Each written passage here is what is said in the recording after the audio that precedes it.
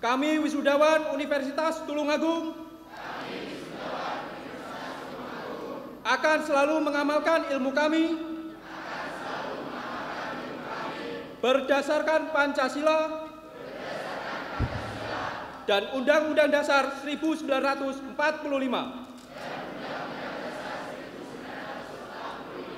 4. Kami wisudawan Universitas Tulungagung akan menjunjung tinggi martabat dan nama baik alma mater Universitas Tulungagung. 5. Kami wisudawan Universitas Tulungagung akan selalu meningkatkan dan mengembangkan ilmu pengetahuan.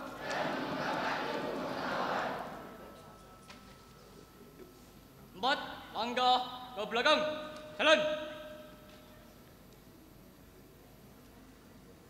Haluan kanan, jalan.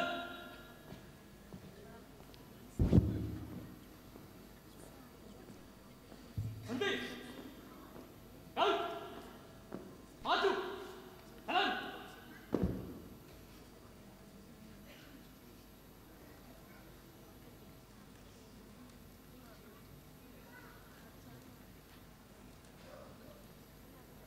Senat Universitas Tulungagung disilahkan duduk kembali. Wisudawan disilahkan duduk kembali.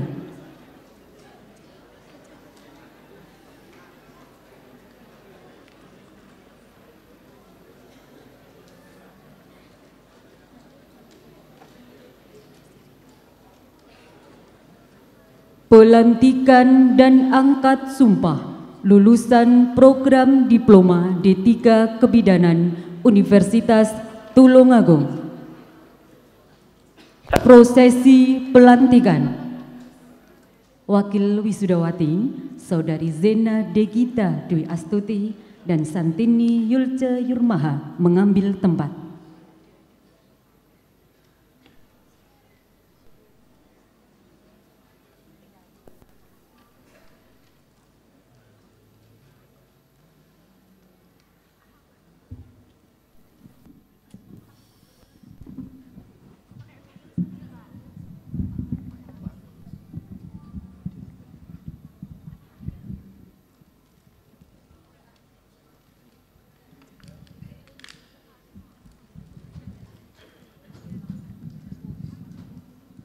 Ketua Ikatan Bidan Indonesia Cabang Kabupaten Tulungagung, Ibu Bidan Muyati Dwi Astuti, STRKEP SKM, berkenan mengambil tempat.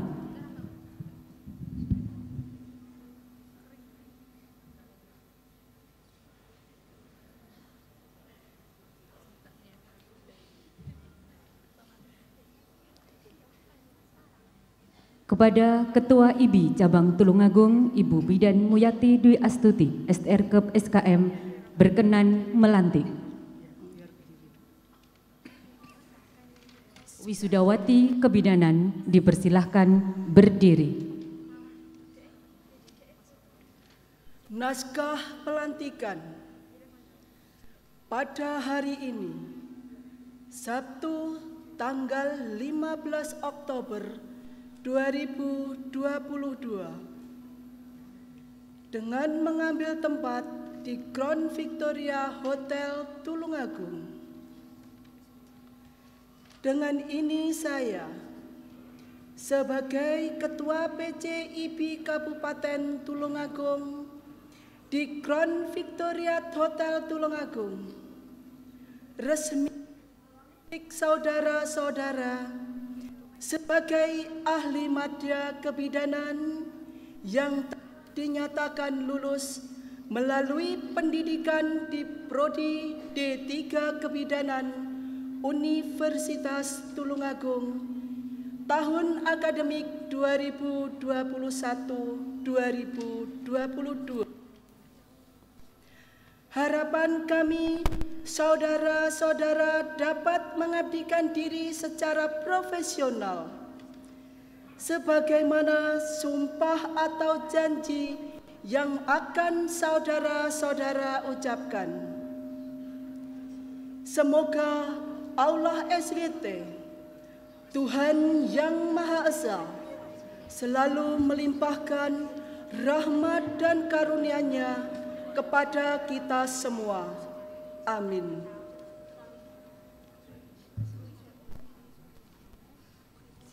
Prosesi angkat sumpah kepada rohaniawan Bapak Eko Asyari Hidayat SE dan Pendeta Wuryanto dipersilahkan mengambil tempat.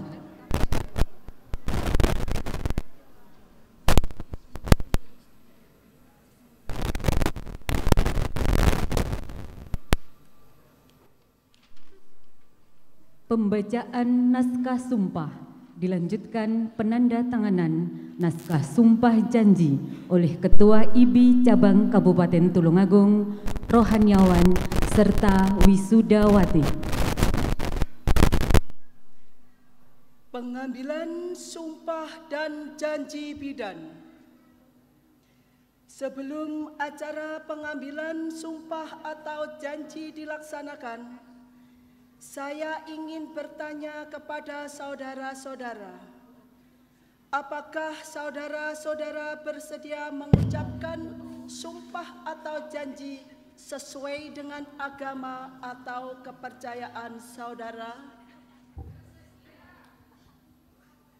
Saya ingatkan bahwa mengucapkan sumpah atau janji mempunyai makna yang dalam.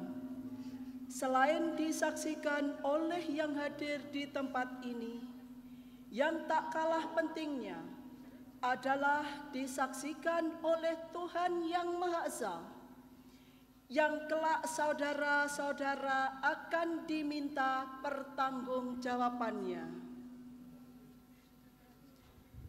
Naskah pengambilan sumpah dan janji bidan. Dengan memanjatkan rasa syukur kehadirat Tuhan yang Maha Esa atas segala rahmat dan karunia-Nya, pada hari ini, Sabtu, tanggal 15 bulan Oktober tahun 2022, saya sebagai Ketua Pengurus Cabang IBI Kabupaten Tulungagung di Crown Victoria Hotel Tulungagung, dengan ucapan Bismillahirrahmanirrahim, puji syukur kepada Tuhan yang Maha Esa, akan memandu saudara-saudara untuk mengucapkan sumpah dan janji bidan. Sebelumnya saya bertanya, bersediakah saudara-saudara mengucapkan sumpah dan janji bidan? Menurut agama apa? Perlu saya ingatkan bahwa sumpah dan janji bidan yang saudara-saudara ucapkan mengandung tanggung jawab terhadap keselamatan umat manusia, bangsa dan negara Republik Indonesia, serta terhadap alma mater saudara Prodi D3 Kebidanan Universitas Tulungagung. Selain itu, perlu saudara-saudara ketahui bahwa sumpah dan janji bidan yang saudara-saudara ucapkan, di samping disaksikan oleh diri sendiri, rohaniawan dan para tamu undangan yang hadir, juga yang terpenting disaksikan oleh Tuhan yang Maha Esa, baik lahir maupun batin, karena Tuhan Maha mengetahui. Selanjutnya tirukan kata-kata saya. Untuk yang beragama Islam, demi Allah saya bersumpah. Untuk yang beragama Kristen Protestan, demi Tuhan saya berjanji. Untuk seluruhnya ikuti saya. Saya bersumpah atau berjanji bahwa saya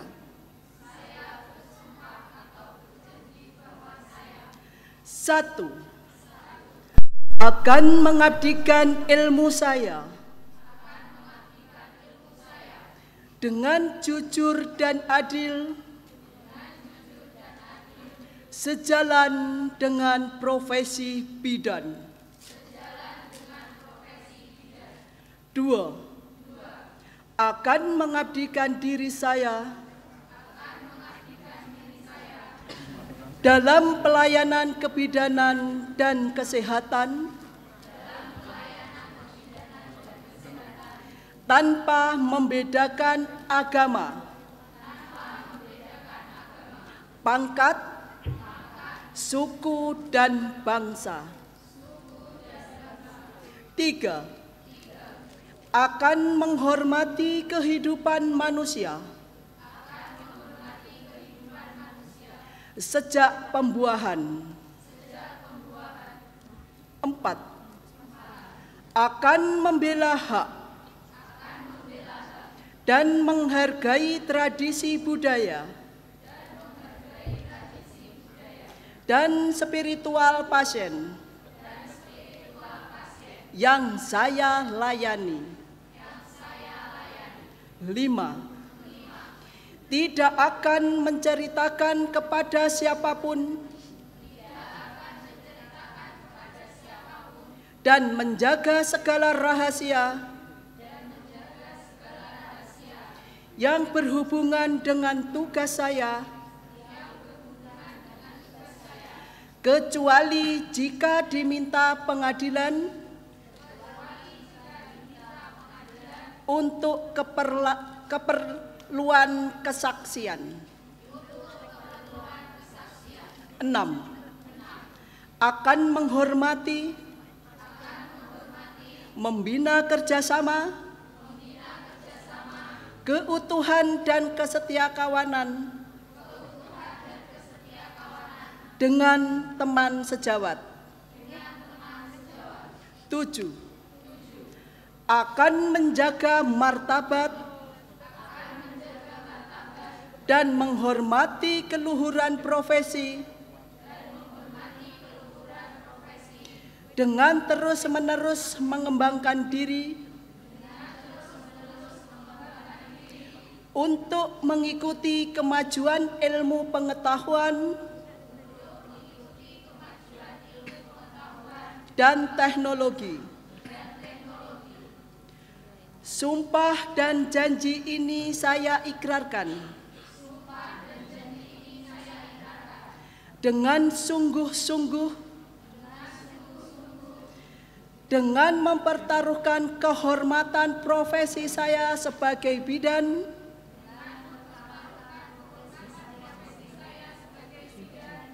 semoga Tuhan Yang Maha Esa memberi kekuatan kepada saya.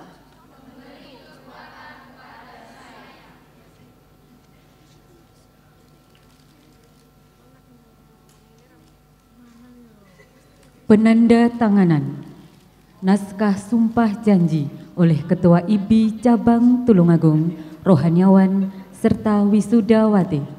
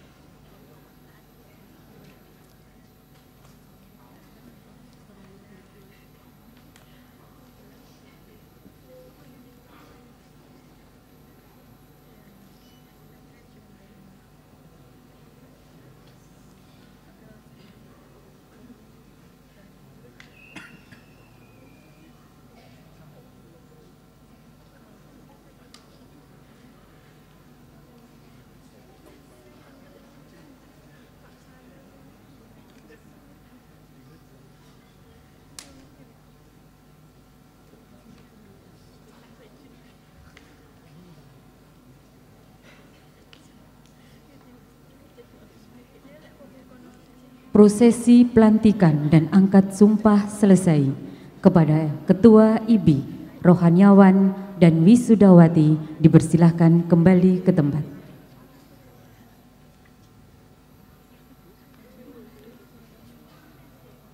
Wisudawati dipersilahkan duduk kembali.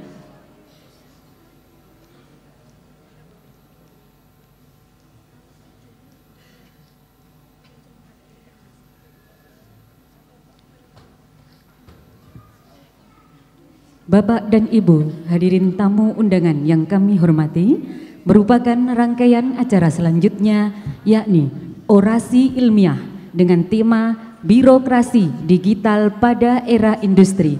Untuk itu kami undang dengan hormat Bapak Dr. Sony Sumarsono MPM MDM, disilahkan.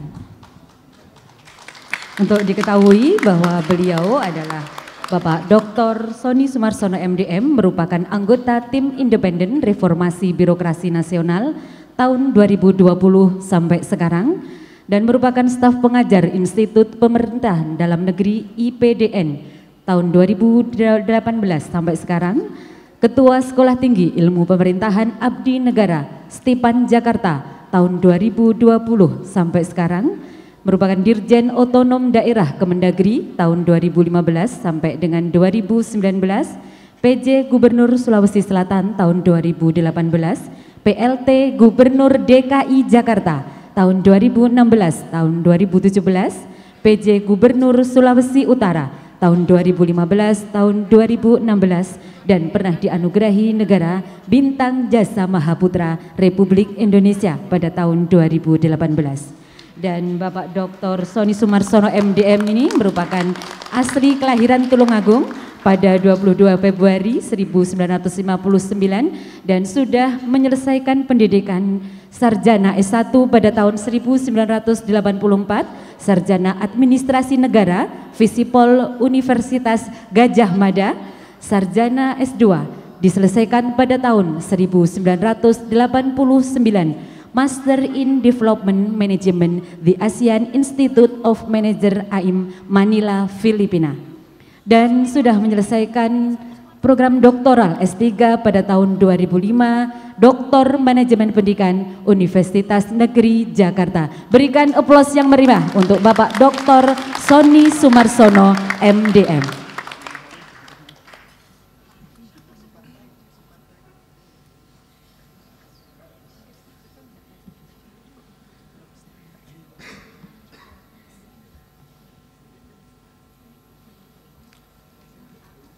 Bismillahirrahmanirrahim. Assalamualaikum warahmatullahi wabarakatuh. Salam sejahtera untuk kita semuanya. Om Swastiastu, Namo Buddhaya, salam kebajikan. Sehat selalu. Yang saya hormati Bapak Rektor Universitas Tulungagung berserta seluruh jajaran yang pada hari ini berbahagia, yang saya hormati Ketua Pembina Bapak Dr. Andes Tukico MM beserta seluruh jajaran pengurus, yaitu pengurus pembina, yaitu Bapak Bupati Tulungagung 2 periode 2003-2013, Bapak Dr. Insinyur Heru Cahyono MM, beliau ada di sini.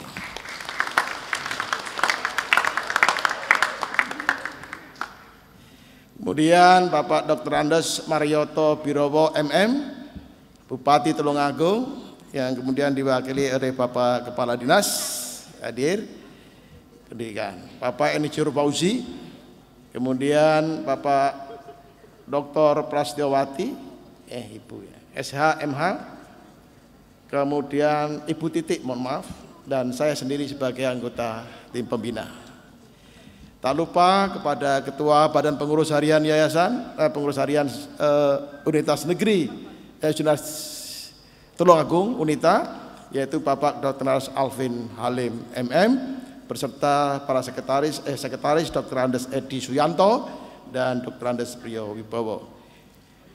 Tak lupa sudah barang tentu kita lahir memang berbeda ibu, tapi kita punya nama hampir sama. Bapak Ketua DPR D Tulungagung, Bapak Marsono yang saya hormati. Kemudian pengawas Bapak Ma'arif SH dan seluruh jajaran saudara sekalian, para wisudawan, wisudawati yang pada hari ini berbahagia.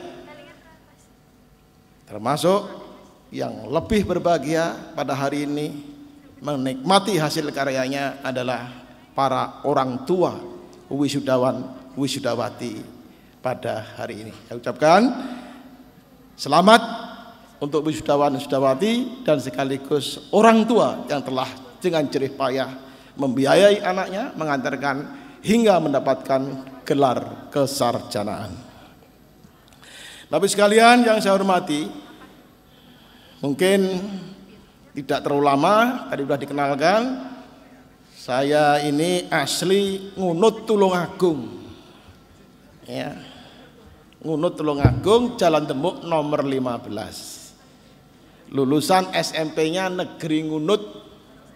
Ya, kebetulan sama Pak Rektor ini ya satu SMP. Kira-kira sekian tahun yang lalu, ya, tahun 72.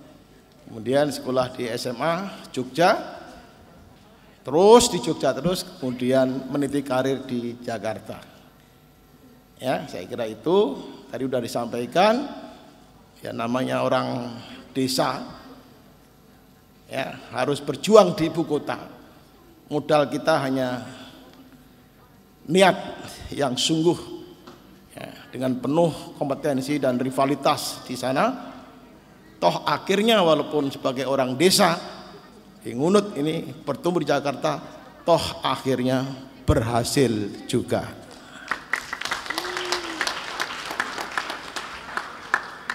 Cita-cita saya enggak jauh. Cita-cita saya hanya sebagai camat. Saya ingin sekolah di Jogja, ngambil ilmu administrasi negara itu ingin jadi camat. Tapi Tuhan menghendaki lain.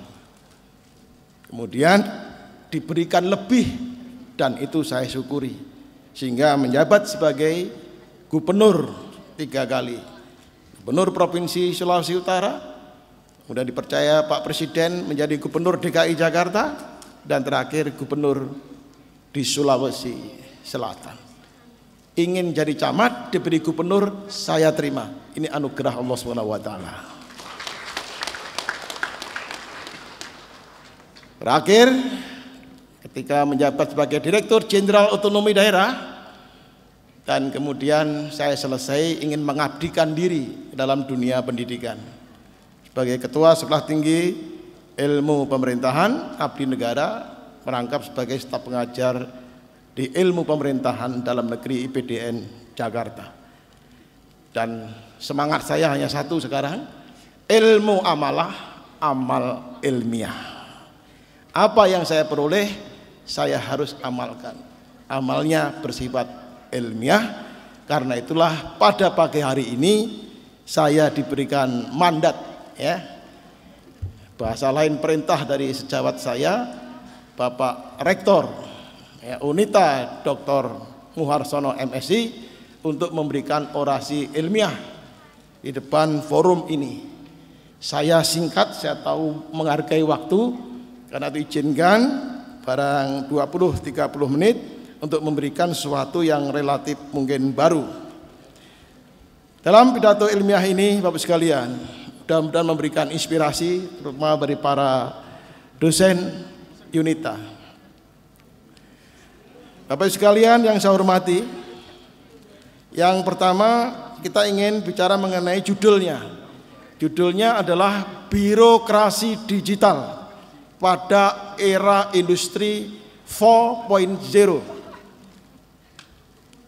Nanti ujungnya jangan kaget 10 tahun lagi tidak ada kertas di TU, tidak ada. Ya, semua orang semua digital. Uang kertas dihilangkan, pembayarannya hanya nempel saja. QR code. Semua akan terjadi 10 tahun ke depan. Ya, hari ini kita masih bayar pakai cash. Hari ini kita masih TU-nya masih numpuk dokumen. Ke depan itu semuanya akan hilang. Semua adalah serba digitalisasi. Saya kira gitu, dan dimulai dari hari ini kita sudah merasakan semuanya. Saya sendiri di keluarga, ya, kalau udah makan keluarga itu, ujung ke sana anak saya itu pakai WA, "Pah, ambilin tempe dong di depan papa," gitu. Itu saking komunikasi seperti dulu ndak ada lagi. Ya, kemana kamar mandi pun pakai HP. Ya, tukang gojek pakai HP, pembantu pakai HP, hampir semuanya. Kalau sekarang petani sambil nyangkul pun mensaku HP. Ya, luar biasa perubahan cepat. Oleh karena itu ingin menyampaikan penekanan pertama saya. Terus sekalian, pertama, kita sekarang sedang dalam sebuah perubahan besar. Ciri-cirinya perubahan di abad 21 ini adalah 3 ciri. Yang pertama adalah kompleksitas yang semakin tinggi. Kompleksitas yang semakin tinggi, tidak sederhana. Ya. Saudara merubah KTP saat hilang keliru KTP saja, merubah dikit, implikasinya semua data nasional akan berubah. Ya. Sampai ijazah berubah dan seterusnya, perbankan berubah. Contoh konkret, karena semua sudah terhubungkan dalam sebuah sistem. Ya. Kompleksitas Indonesia tidak bisa sederhana dilakukan kayak dulu, karena kita sudah terhubung dalam sistem yang global. Yang terjadi di Eropa sana dengan krisis energi akan mempengaruhi juga Indonesia, makin kompleks. Yang kedua, perubahan semakin cepat. Hari ini regulasi belum dibaca, besok sudah berubah. Contoh konkret adalah itu. Kalau dulu kita ke orang tua pakai surat tertulis, pakai pos, seminggu diterima orang tua. Sekarang hanya pencet tombol, orang tua sudah membaca pada saat yang sama dengan video call. Ini karena perubahan teknologi yang luar biasa, ya, dengan sistem informasi sekarang. Ketiga, ketidakpastian yang tinggi. Kita sekarang berada dalam situasi uncertainty, ketidakpastian yang tinggi. Kenapa? Hari ini global sedang dilanda krisis. Kita tidak bisa memastikan harga minyak sampai berapa. Kalau harga minyak dunia naik, pasti negeri ini juga akan naik BBM-nya dan seterusnya. Ya. Contoh konkret, kita nggak tahu apa yang terjadi di dunia ini. Jadi ketidakpastian yang sangat tinggi. Nilai rupiah terhadap dolar juga fluktuasi. Amerika inflasi 9,1%, Turki 74,1%. Kemudian di Eropa sudah rata-rata 8,7%. Indonesia alhamdulillah di bawah kepemimpinan Pak Jokowi 4,2%. Kalau inflasi itu artinya kalau dulu kita beli buku harganya 100, sekarang belinya ya 200 naiknya. Itu pengaruhnya ke sana sederhananya. Sekarang apa itu industri 4.0? 4.0. Ya. Apa itu industri 4.0? Industri 4.0 ini adalah tren dunia, ya, yang menggabungkan antara teknologi otomisasi dengan teknologi cyber. Ya. Sekarang, lalu bagaimana apa itu 4.0? Berarti ada 1.0, 2.0 dan 3.0. Kita lihat perkembangannya, gambar berikutnya. Tolong ikuti ya. Ada. Kita lihat pertama kali tahun 1776. Sebelum 1776 orang menggunakan otot saja. Enggak ada traktor, kita masih menggunakan otot, masih mikul dan seterusnya, belum ada kendaraan, masih pakai lampu sentir, belum ada listrik. Itu sebelum 1776. Tapi setelah 1776, ya, lalu kemudian kita mengenal uap, maka disebut dengan revolusi industri 1.0 diawali dengan ditemukannya ya energi uap. Mulailah kapal, jalan, uap digunakan sebagai energi pembangkitnya. Masuk ke revolusi industri 2.0 itu 1913. Yaitu kita kenal mulai revolusi industri, kita udah mulai mengenal ya, pada itu ditemukannya mesin-mesin. Ya, mulai bergerak pabrik-pabrik dan seterusnya. Itu tuh. Masuk ke industri 3.0 sudah mulai kita dikenalkan dengan internet. Hari ini kita masuk industri 3.0. Tapi dunia sudah masuk ke industri 4.0, yaitu digabungkan antara otomatisasi ya, dengan internet. Bapak mengambil duit, colok ATM, keluar duit. Beli tiket, juga pencet tombol, keluar e-tiket. Sederhana komunikasinya. Itu semua otomatis. Ya, sekarang bikin KTP nggak perlu datang ke Dukcapil, colok saja KTP kita. Mau bikin kartu ATM cukup di ATM BCA, keluar kartu BCA dan seterusnya. Jadi luar biasa perkembangan. Ngurus SIM cukup online, semua perizinan cukup online. Nah, inilah mulai masuk industri 4.0, semua dalam satu kesatuan sistem. Pertanyaannya adalah, apa implikasi terhadap birokrasi di Indonesia? Birokrasi di Indonesia kita kenal dengan namanya tata kelola atau governance, ya. Mau tidak mau implikasinya adalah ini harus ada yang namanya satu data Indonesia. Semua data penduduk Indonesia itu satu kesatuan yang besar. Dalam perkembangannya di dalam birokrasi itu implikasinya adalah, pertama, pemerintah mulai menerapkan sistem pemerintahan berbasis elektronik sekarang namanya. Sistem pemerintahan kita itu berbasis elektronik. Nanti efeknya pasti akan banyak. Ya, di meja banyak komputer, bahkan semua sistem pakai ya HP, jaringan, ya. Kemudian yang kedua, diterapkannya birokrasi digital. Karena itulah pada tahun 2023, kenapa pemerintah tidak ya memberikan formasi kepada PNS baru yang ijazahnya adalah SMA. Minimum jadi PNS, ASN adalah sarjana. Sehingga yang hari ini diwisuda itu memiliki peluang yang besar ya apabila masuk ke pemerintahan, karena minimal adalah sarjana S1. Karena semua serba digital, dibutuhkan kompetensi, kemampuan dari saudara sekalian. Selamat untuk itu. Nah, birokrasi digital ini saudara sekalian, pasti efeknya, pasti tenaga dibutuhkan terampil dan jumlahnya nggak banyak. Itu akan dilakukan di seluruh Indonesia.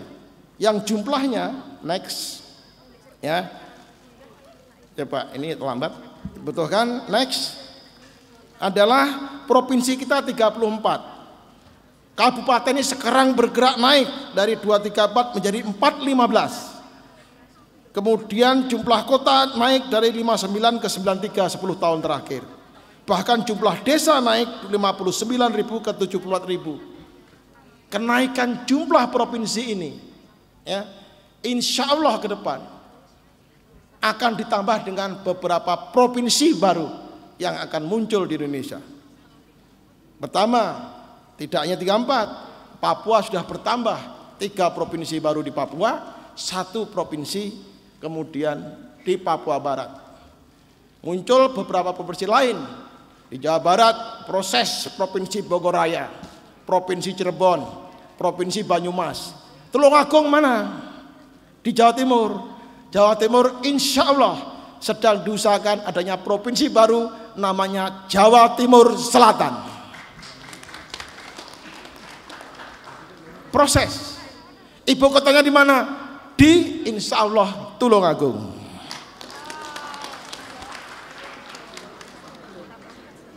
Namanya apa? Namanya ada 2 kemungkinan. Provinsi Jamtimsel, Jawa Timur Selatan, atau Provinsi Mataraman. Dua ini akan dikaji lebih lanjut. Lalu apa urgensinya hubungan dengan wisudawan hari ini? Hubungannya sangat jelas, bahwa untuk sebuah provinsi baru dibutuhkan sebuah label dan ikon baru, namanya perguruan tinggi negeri yang besar. Yang besar kan dari UIN kan Islam, tapi perguruan negeri yang besar.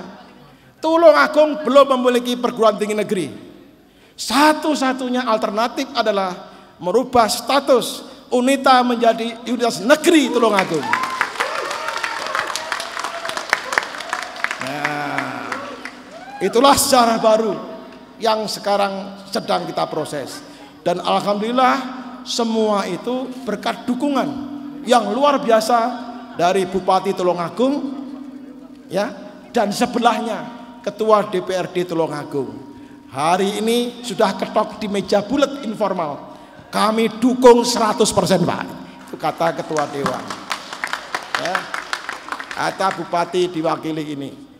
Lalu kemudian mantan Bupati 2 periode Pak Heru ini pun juga sudah siap, ya, untuk memberikan dukungan penuh. Sebagai apa? Ya nanti kita lihat. Siapa tahu kelak Gubernur pertama Jawa Timur Selatan adalah Bapak Heru Cahyono. Nah, namanya insya Allah kita mudah-mudahan Tuhan mengabulkan apa yang kita doakan. Ya kira-kira gitu sekalian. Mudah-mudahan hari ini bersejarah, kita mulai persiapkan song-song provinsi baru sekaligus UNITA berubah menjadi Universitas Negeri Tulungagung. Singkatannya apa? Tetap saja nggak berubah. UNITA karena sudah diwakili oleh N-nya, Universitas Negeri Tulungagung, N-nya sudah ada di situ, ya. Saya kira gitu ya. Baik, masuk ke digitalisasi lagi. Kembali. Bagaimana menyiapkan Tulungagung sebagai ibu kota provinsi dan kedua sebagai apa ya? Pemerintahan yang memiliki sikap respon terhadap perkembangan teknologi. Kita lihat birokrasi digital. Ini problem kita, ya. Next date, lanjut. Kita ini dari segi governance tata kelola, ya. Kita tuh jauh ketinggalan. Kita lihat Korea, Singapura itu dari segi tata kelola pemerintahan sudah level 4, namanya government 4.0. Jepang sudah governance-nya 3.0, 3. Itu contoh Jepang, jauh lebih maju dari Indonesia.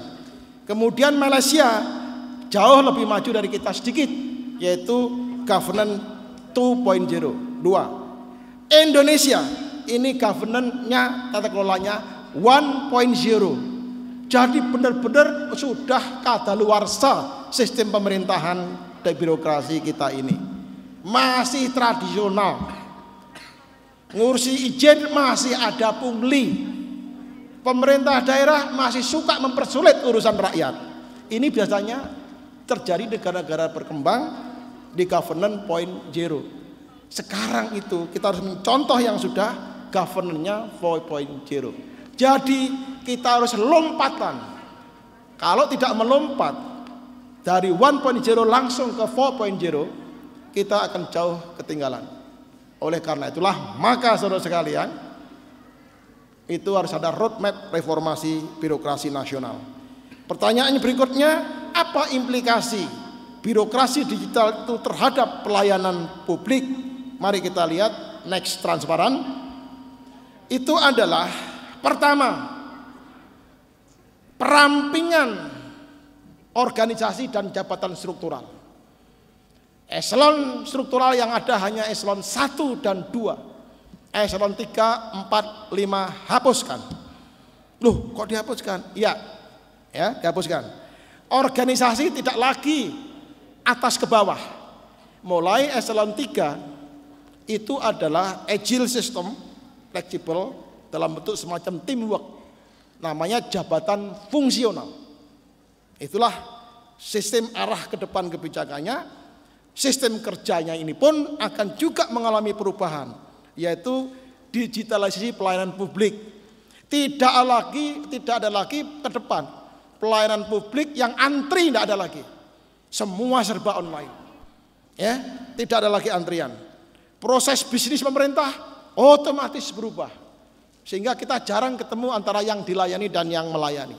Dari urusan IMB, urusan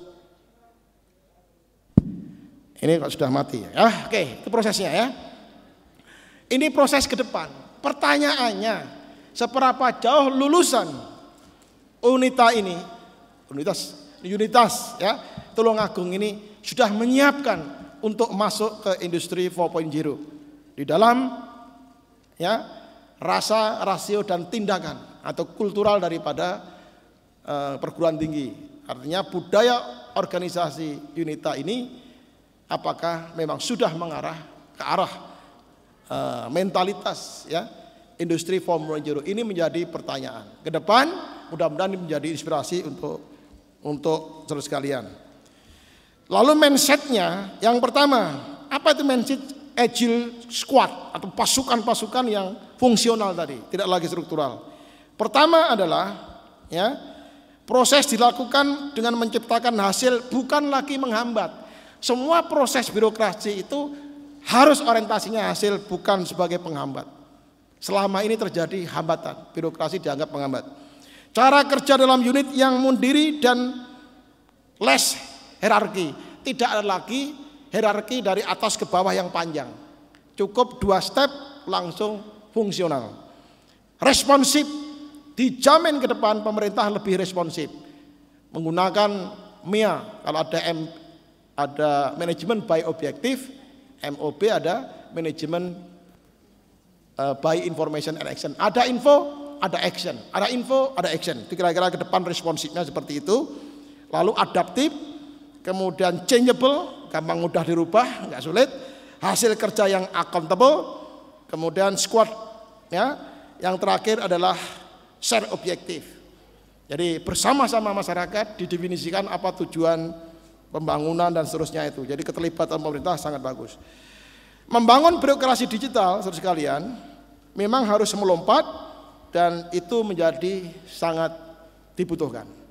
Pertanyaannya, usia yang sekarang sini di depan saya sebut dengan milenial. Generasi Indonesia saat ini, kayak generasi saya itu sudah ya generasi out of date lah. Ke depan negara ini adalah generasi milenial. Dimulai dari menteri pendidikan saja sudah sangat-sangat milenial. Anak-anak muda ya yang akan tampil ke depan, termasuk yang ada di depan saya ini ya. Kenapa generasi milenial? Alasannya karena bonus demografi ini akan kita alami. Ada bonus yang namanya bonus demografi, yaitu di mana populasi masyarakat Indonesia ya yang produktif, artinya umur 15 tahun ke atas, 40 tahun itu yang disebut milenial itu berada pada puncak jumlah yang paling besar. Sebuah ledakan penduduk usia produktif akan terjadi di Indonesia pada tahun 2020 sampai 2030. Berarti sudah mulai ini. Apa itu? Estimasi Bappenas pada tahun 2030 nanti jumlahnya 64% dari jumlah penduduk 297 juta. Artinya apa saudara sekalian? Jumlahnya yang besar ya, 64% itu adalah Indonesia dihuni oleh kelompok milenial. Bagi yang menjadi calon presiden, menjadi calon gubernur, calon bupati, calon DPRD, tanpa didukung dan melakukan pendekatan kepada kaum milenial tidak akan terpilih. Ya. Karena jumlah milenial sangat banyak, 64%. Dan itu adalah semua floating mass ya, mendukung. Lalu koridor dan panggung inovasi. Boleh Pak kaum inovasi, kami itu melakukan inovasi Pak, kaum muda ini. Jawabannya saudara sekalian, kaum muda, saya tantang untuk berinovasi. Ciptakan terobosan, ciptakan inovasi. Anda bebas melakukan inovasi apapun juga. Namun ingat, next gambar, inovasi itu harus ada di ruang. Lanjut Mbak. Agak lambat slide-nya. Oh, tidak bisa malah. Oke, inovasi itu dalam sebuah ruang, namanya ruang inovasi itu. Jangan lupa, Anda boleh melakukan tari-tarian bebas di sebuah panggung, tapi tidak boleh keluar dari panggung. Anda boleh menari apa saja, tapi dalam panggung. Panggung itu ada batasnya, ada titik batasnya. Jangan keluar di panggung. Titik batas pertama Pancasila. Inovasi tersebut tidak boleh keluar dengan prinsip ideologi Pancasila. Lalu inovasi kaum milenial termasuk saudara sekalian tidak boleh juga keluar dari prinsip Negara Kesatuan Republik Indonesia. Inovasi kaum milenial termasuk wisudawan-wisudawati yang ada di depan saya tidak boleh keluar dari prinsip Undang-Undang Dasar 45 sebagai landasan konstitusi kita. Terakhir, harus memiliki semangat Bhinneka Tunggal Ika. Ini koridornya. Di dalamnya Anda boleh bebas melakukan inovasi apa saja. Orang Tulungagung itu, ya, terutama di kampung saya, itu inovator banyak sekali. Ya, di daerah saya tinggal di Tulungagung, produk apa saja ada. Dari sendok, sepeda, motor, rangsel semua ada. Tapi sayang, ya, produk itu ditempeli made in China, bahasanya made in China, made in Jerman, made in US. Nggak ada yang bilang made in Tulungagung, nggak ada. Padahal produksinya banyak, inovasinya luar biasa. Saya yakin, saya bangga menjadi orang Tulungagung, karena orang Tulungagung biasanya berani dan penuh kreativitas. Tepuk tangan untuk orang Tulungagung semuanya, ya. Kemudian terakhir, ya. Terakhir, apa tantangan bagi Universitas Negeri Tulungagung?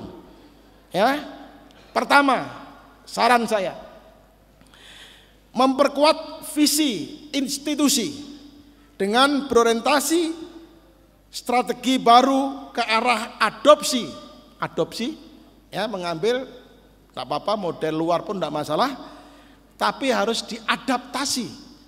Sesuaikan dengan kondisi lokal, teknologi terkini pada era revolusi industri 4.0. Itu yang pertama. Yang kedua, memperluas jaringan kerjasama bagi Yunita ini untuk peningkatan mutu lulusan yang semakin baik dengan model public private people partnership. Jadi kalau dulu selalu hanya private sendirian, swasta, atau publik pemerintah, ya sibuk sendirian, rakyat sibuk sendirian. Ke depan adalah strategi kolaborasi, membangun kolaborasi bersama, public, private, and people partnership. Itu kuncinya menghadapi era industri 4.0. Yunita bukanlah tugas swasta, Pak Muharsono, Dr. Muharsono dan teman-temannya, tapi juga harus menarik komitmen pemerintah publiknya dan harus didukung oleh rakyat, yaitu masyarakat Tulungagung. Kolaborasi ini menjadi sangat penting, ya, untuk penguatan institusi yang namanya Unita. Terakhir adalah paling akhir, menjajaki yang ketiga. Gimana? Menjajaki kemungkinan Unita akan diperkuat melalui perubahan status Unita sebagai perguruan tinggi negeri. Gitu ya. Ini adalah emas, ini adalah harus, ya, harus tulis sekalian. Kemudian pesan sukses satu kepada wisudawan wisudawati khususnya, ya, para saudara sekalian wisudawan wisudawati.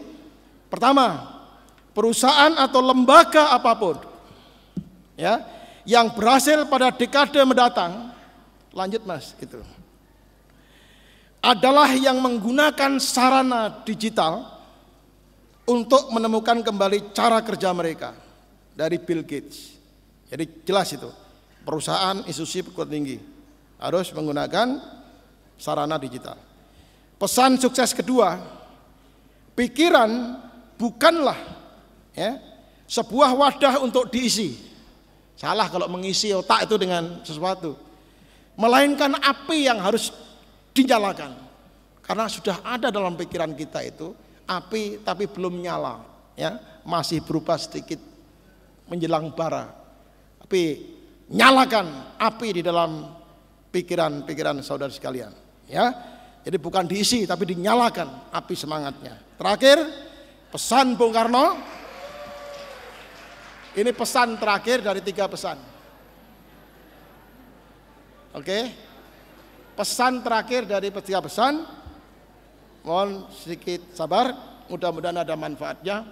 50 tahun saya baru masuk Tulungagung. Gantungkanlah cita-citamu setinggi langit. Bermimpilah setinggi langit. Jika engkau jatuh, maka engkau akan jatuh di antara bintang-bintang. Bung Karno. Demikian kepada orang tua murid yang saya banggakan, wisudawan wisudawati, insya Allah selamat dan sukses untuk semua wisudawan dan orang tua mahasiswa, termasuk Yunita dan seluruh jaringannya. Sekian, akhirul kalam. Wassalamualaikum warahmatullahi wabarakatuh.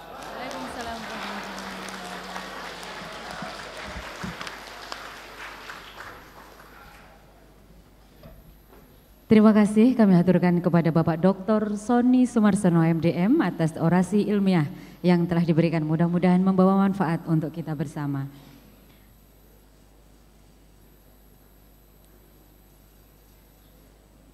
Dan hadirin yang kami hormati, merupakan rangkaian acara selanjutnya sambutan Ketua Yayasan Universitas Tulungagung.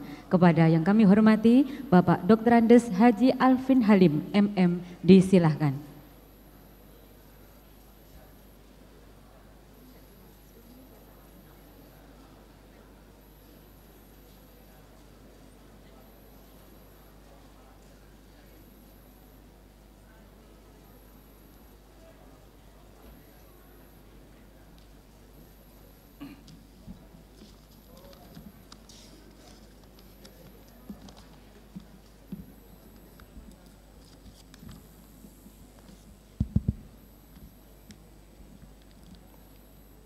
Assalamualaikum warahmatullahi wabarakatuh. Salam sejahtera untuk semuanya. Yang terhormat Bapak Bupati Tulungagung atau yang mewakili. Yang terhormat Bapak Ketua DPRD Pak Marsono, Bapak Pimpinan Lembaga Layanan Pendidikan Tinggi Jawa Timur L2 Dikti, Bapak Pembina Yayasan Universitas Tulungagung, Pak Ketua Pembina Bapak Tukijo, beliau juga dulu pernah jadi sekda di Tulungagung, Bapak Heru Cahyono, Dr. Heru Cahyono MM, ya, sebagai pembina ini, Bupati Tulungagung 2003-2013,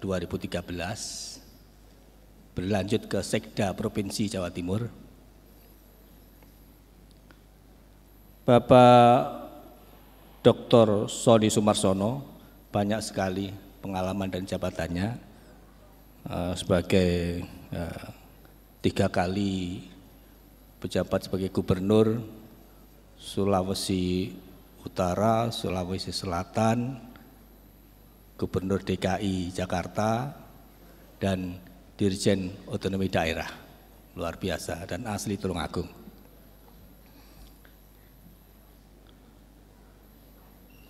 Bapak Organisasi Perangkat Daerah OPD, serta Bapak Rektor Universitas Tulungagung, beserta sivitas akademik Universitas Tulungagung, saudara orang tua dan wali wisudawan dan wisudawati, saudara para wisudawan dan wisudawati Universitas Tulungagung yang berbahagia. Syukur alhamdulillah atas rahmat dan hidayahnya, pada hari ini kita bersama patut bersyukur bisa menjalankan upacara wisuda sarjana S1 dan D3 Universitas Tulungagung dalam keadaan sehat walafiat. Pelaksanaan wisuda hari ini diharapkan dapat memberikan suasana khidmat dan kesan yang mendalam bagi seluruh wisudawan. Kami memaklumi sepenuhnya bahwa prosesi wisuda bagi putra-putri kita yang telah berhasil menyelesaikan pendidikannya merupakan acara yang sangat dinantikan dan diharapkan sebagai salah satu kenangan yang terindah masa studi di alma mater kampus Universitas Tulungagung yang tercinta ini. Dalam kesempatan ini saya selaku Ketua Yayasan Universitas Tulungagung ingin menyampaikan beberapa hal. Yang pertama, terima kasih kepada yang terhormat Bapak Bupati Tulungagung dan Bapak Pimpinan Lembaga Layanan Pendidikan Tinggi Jawa Timur serta Bapak Pembina Yayasan Universitas Tulungagung yang telah membina Universitas Tulungagung sehingga Universitas Tulungagung bisa melaksanakan program pendidikan baik sarjana S1 maupun D3. Harapan kami mohon bimbingan seterusnya agar Universitas Tulungagung terus berkembang dengan bertambahnya program studi baru sehingga bisa melayani dan mengakomodir lulusan-lulusan baik SMA maupun SMK. Terima kasih kepada Saudara Rektor Universitas Tulungagung berserta sivitas akademiknya yang telah melaksanakan tugas dengan baik untuk menghasilkan sumber daya manusia baik program sarjana S1 maupun D3. Semoga kedepannya terus dipertahankan, bahkan ditingkatkan seiring dengan program pemerintah di bidang pendidikan tinggi. Terlebih sekarang menuju era 4.0 dan melaksanakan program Merdeka Belajar Kampus Merdeka atau MBKM.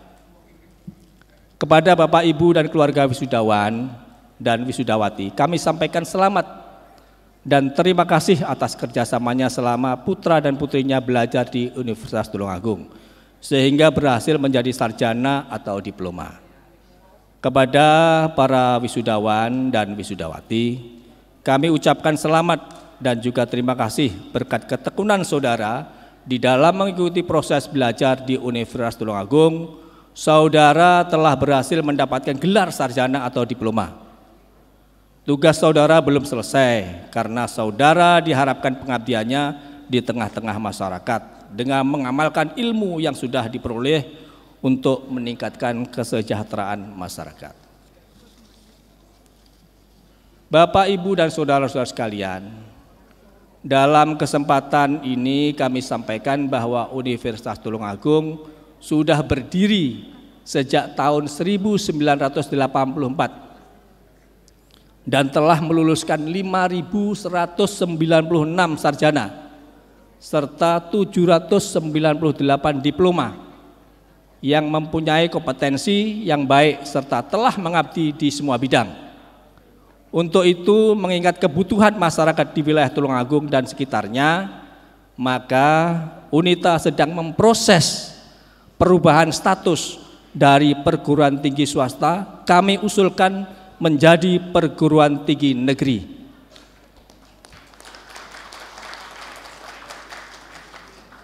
Dan telah kami persiapkan yang mengikuti bimbingan dari Bapak Pembina, serta mohon arahan dari Bapak Bupati, Pembina, serta arahan dari Bapak Pimpinan Lembaga Layanan Pendidikan Tinggi Jawa Timur, L2 Dikti.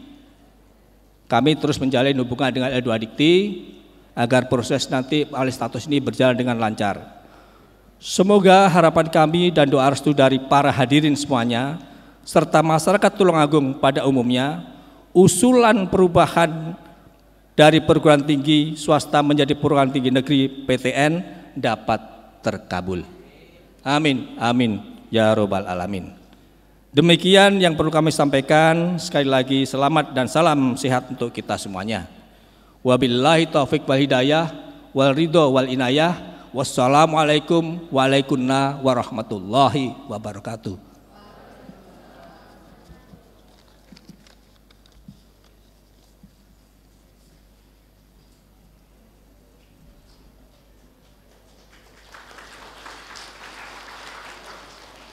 Terima kasih kami haturkan kepada Bapak Ketua Yayasan Universitas Tulungagung atas sambutan yang telah diberikan. Hadirin yang kami hormati, merupakan rangkaian acara selanjutnya yakni sambutan Bupati Tulungagung yang akan disampaikan oleh Kepala Dinas Pendidikan